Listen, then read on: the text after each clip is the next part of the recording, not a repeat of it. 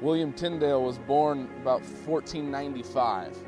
He was ordained to the priesthood in 1521 and soon began to speak of his desire, which eventually became his life obsession, to translate the scriptures into English. It's reported that in the course of a dispute with a prominent clergyman who disparaged the proposal, he said, "If God spares my life, in many years, I will cause a boy that drives a plow to know more of the scriptures than you do." The remainder of his life was dedicated to that vow. As soon as he found out that King Henry VIII was against the English translation of the Bible, he fled to Germany. And there he traveled from city to city where he was in exile, persecuted, and in constant danger.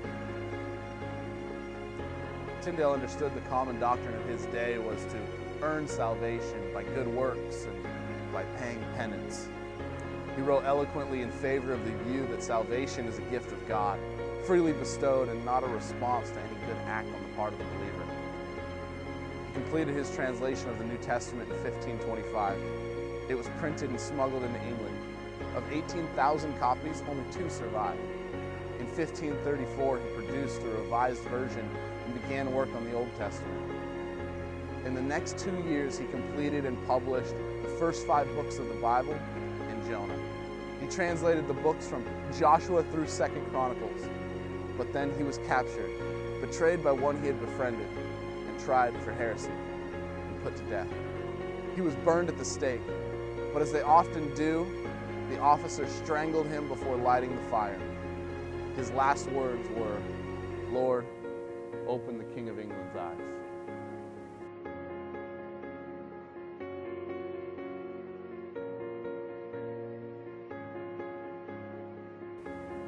Miles Cloverdale continued Tyndale's work by translating those portions of the Bible which Tyndale had not lived to translate himself, and publishing the completed work in 1537. Their Bible was published in England with the royal permission.